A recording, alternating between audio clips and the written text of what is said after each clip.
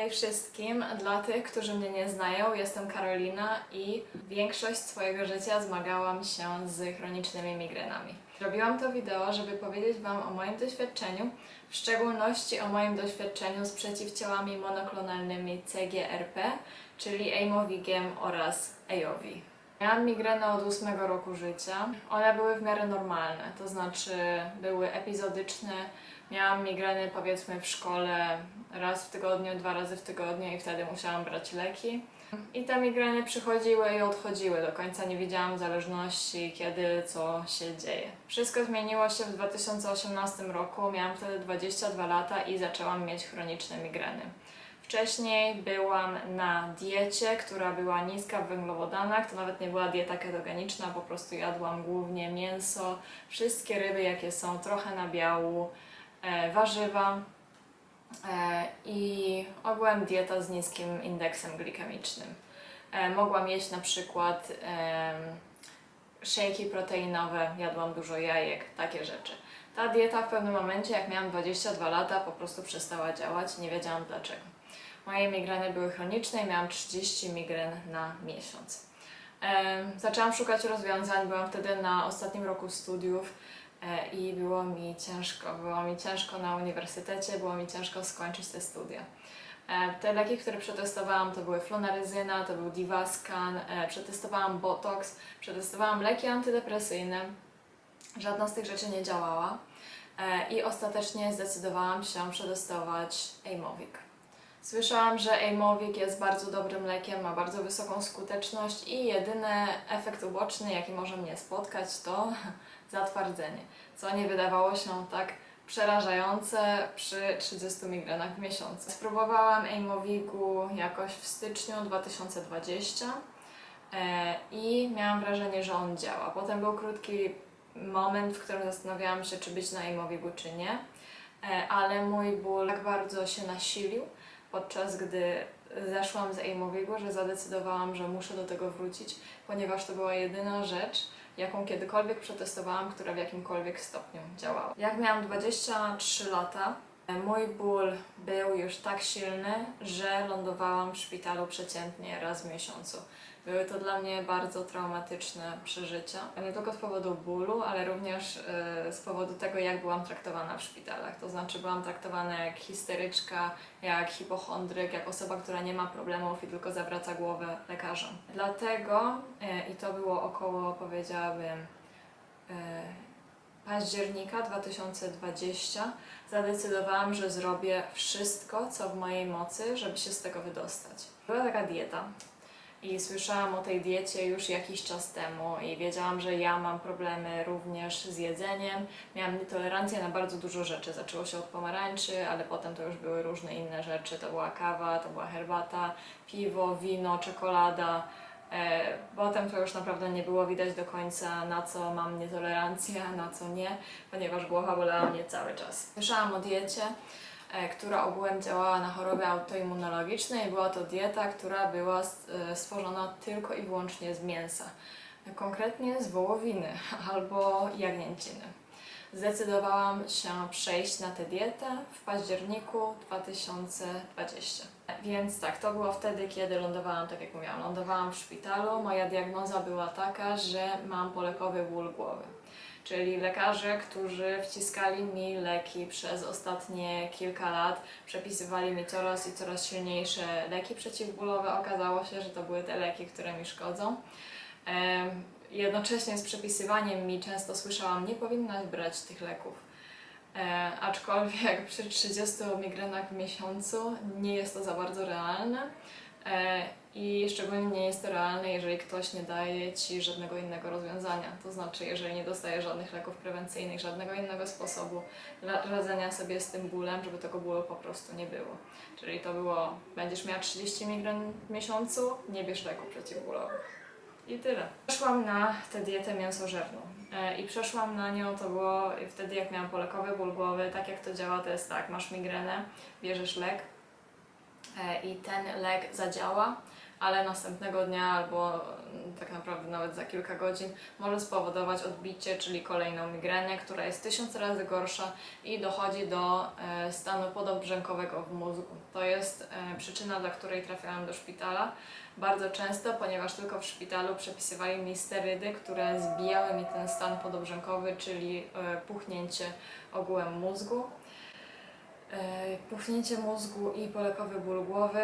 Jak do tej pory wydaje mi się, że jest to dosłownie najgorsza rzecz, jaką w życiu przeżyłam. Nie jestem nawet w stanie opisać tego cierpienia.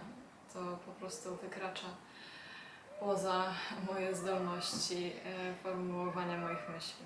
Wracając do diety mięsożernej, przeszłam na tę dietę w momencie, kiedy zbierał się ten polekowy ból głowy, czyli miałam migrenę, wzięłam lek i czułam, że jakby ten ból już się odbija.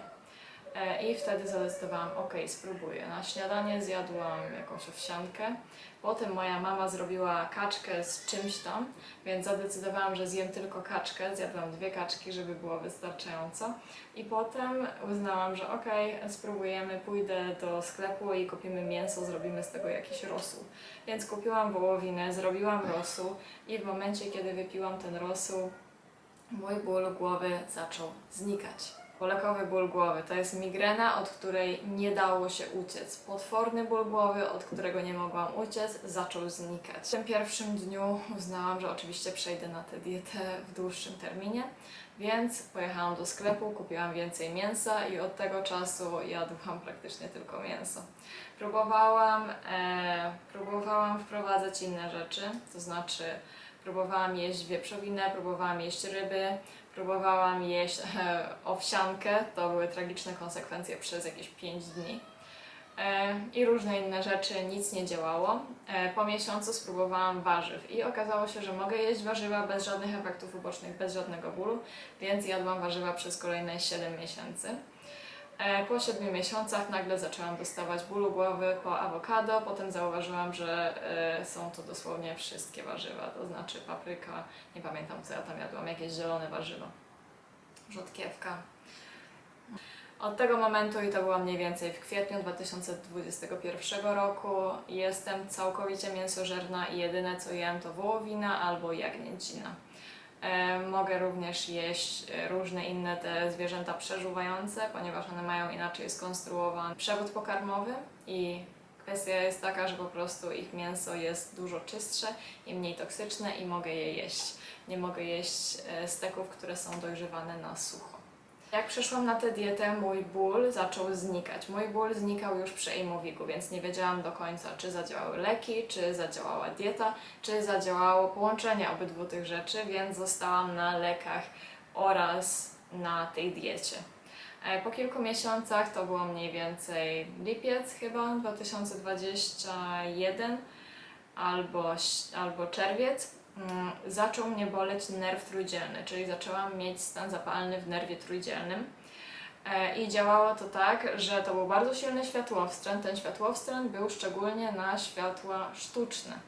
I w momencie, kiedy byłam narażona na światła sztuczne, po połowie godziny mogłam dostać migrenę, czyli dosłownie dostawałam tę migrenę codziennie rano, po wstawaniu wstawałam 7:30, 8 już byłam w bólu. Było to nie do zniesienia, nie wiedziałam co to jest, więc poszłam do mojego neurologa. Podejrzewałam, że może to być efekt uboczny leków. Moja rodzina podejrzewała, że może to być efekt uboczny diety mięsożernej, a neurolog powiedział, że po prostu tak mam i że to absolutnie, zdecydowanie nie może być efekt przeciwciał monoklonalnych CGRP. Mogę powiedzieć już w tym momencie, że był to efekt uboczny przeciwciał monoklonalnych CGRP. W każdym razie po przedyskutowaniu z neurologiem, neurolog przepisała mi EIOVI, czyli zmieniła z jednego przeciwciała monoklonalnego na drugie. I tutaj ja próbowałam znaleźć w internecie, jakie będą efekty tego, ogółem jakie są efekty zmian. Nie widziałam żadnych artykułów naukowych, spytałam tej neurolog. Neurolog powiedziała mi, że nie będzie żadnych efektów ubocznych, mój organizm nawet nie poczuje, że zmienia te leki i jest 100% tego przekonana. Tak więc koniec sierpnia 2021 miałam zastrzyk przeciwciał monoklonalnych CGRP EIOVI.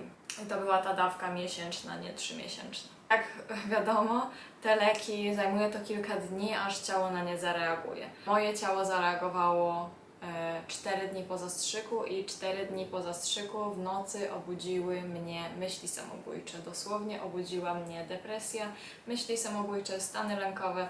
Potem okazało się, że miałam również nadciśnienie, skurcze mięśni oraz ból w nerwie trójdzielnym.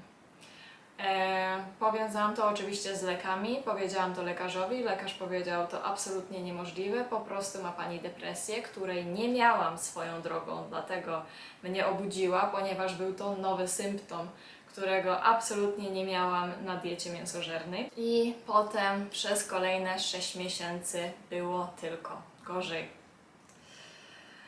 Została rozwalona moja gospodarka hormonalna, miałam bezsenność taką, że spałam codziennie, jakby zmieniłam strefę czasową i budziłam się mniej więcej o 1 rano codziennie, niezależnie od tego, o której poszłam spać.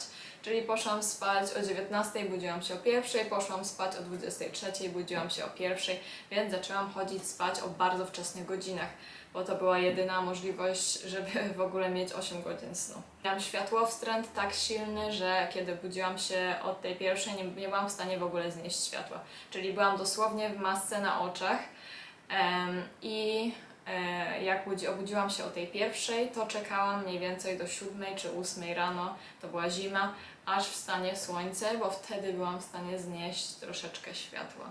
Przy przysłoniętych oknach oczywiście. Miałam bardzo silny niedobór magnezu, czyli musiałam go suplementować 16 razy dziennie. Miałam niedobór magnezu również wcześniej na Aimovigu i musiałam suplementować mniej więcej raz dziennie.